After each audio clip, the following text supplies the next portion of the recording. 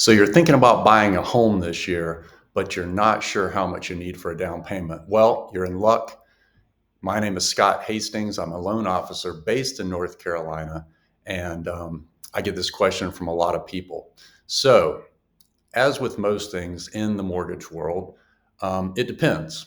It depends on what your current situation is as far as how much you need for a down payment on a mortgage to buy a house. So, let's start from the least amount of down payment and work our way down. All right. Number one, if you are a veteran, then you need to take advantage of your VA benefit.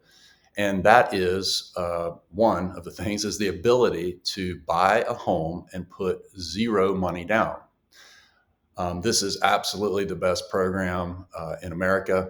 A VA loan really has no loan limit. So you could buy $1 million house, put zero money down as long as you qualify. So that would be the best way. Okay, so let's say that you want to live in the country.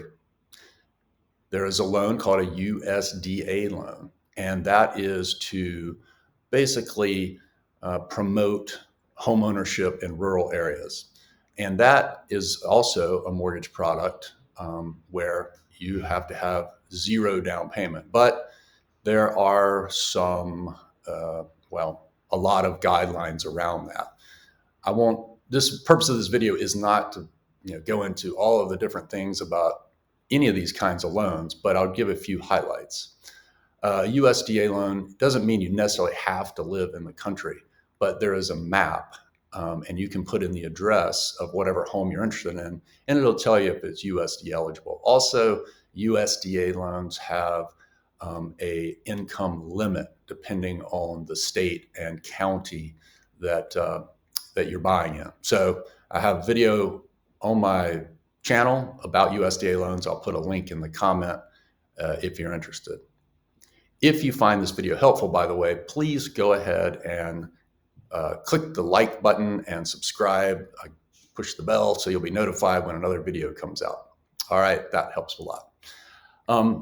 So another type of loan with no money down or very, very, very, very little money down is a down payment assistance loan. So each state is going to have a different version of a down payment assistance loan. But I'll just use the one in North Carolina as an example because they all have the same general features. Again, these have income limits. So it depends on the state and the county that you're buying in.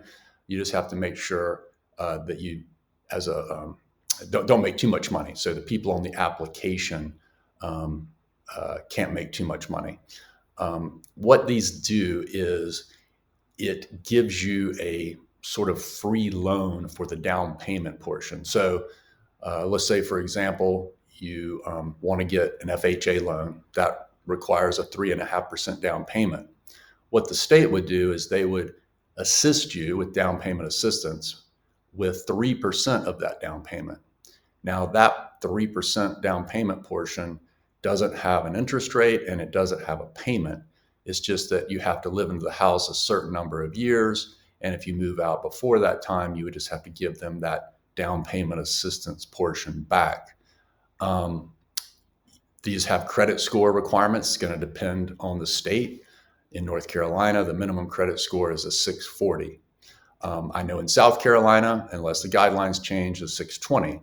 So you just need to check with your state.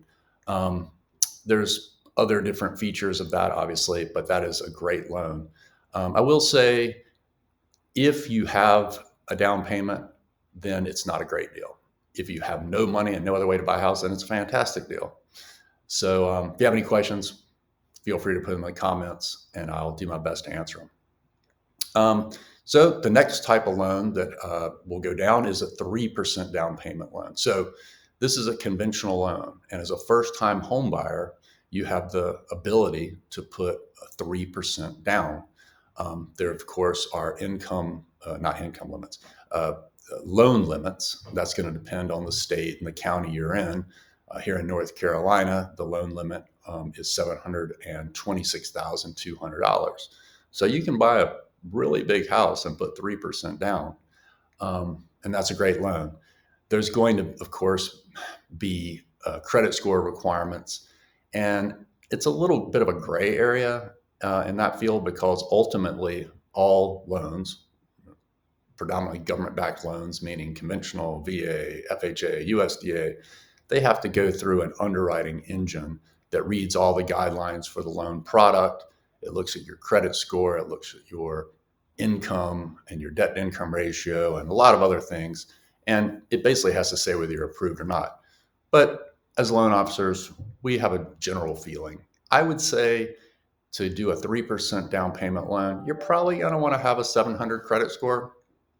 Maybe it could be a little less, just depends. But in general, that's probably what I'd be looking at. So the next type of loan is an FHA loan. That's got a 3.5% down payment. So just a little bit more of the conventional loan, but an FHA loan is going to have a lower loan limit, again, depending on the county and the state that you are in. Now, an FHA loan is going to have a little bit looser underwriting requirements. So you might be able to have, you'll definitely be able to have a lower credit score. Again, it's going to depend on that underwriting engine. I've found that a 640 credit score is really, what you need to look at without having a lot of other factors come into play. And also an FHA loan has a higher, what they call debt to income ratio requirement.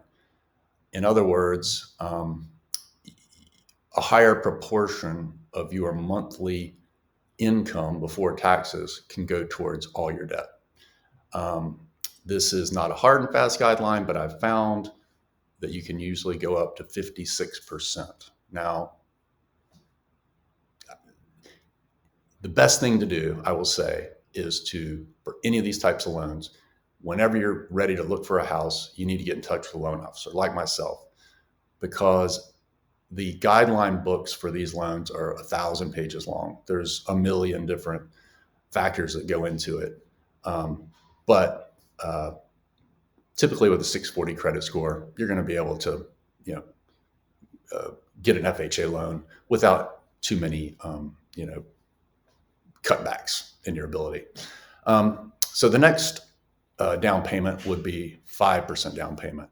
So let's say that you are not a first-time home buyer. You're buying, your next home.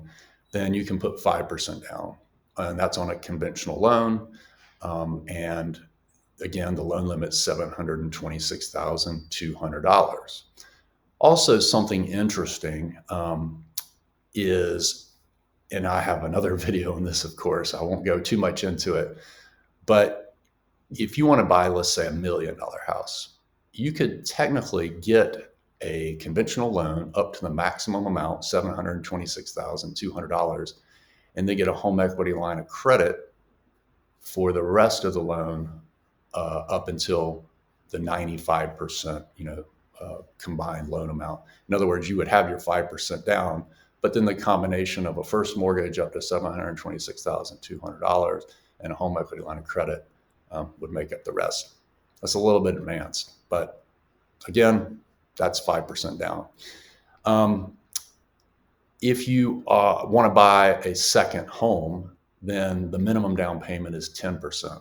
So you live in the city, you want to buy a place at the beach or the mountains. It's not going to be an investment property. You can rent it some, but you're going to live there part of the year, then that's a 10% down payment. And then when you get into the 20% down payment territory, that's where you're looking at like a true jumbo loan. You're buying a $1.5 million house, for example. I'm talking North Carolina. You're buying a big house. You're going to need most likely 20% down payment to make that work. Also, let's say you're just buying an investment property of any amount, really, then you're going to have to put 20% down payment on an investment property. So again, purpose of this video is not to go into complete detail any of these. I just want to give you an idea of, how much money do you need for a down payment to buy a home. So please, again, if you found this video helpful, click the like and subscribe button. You can find information on how to reach me in the comments section, and I appreciate you watching.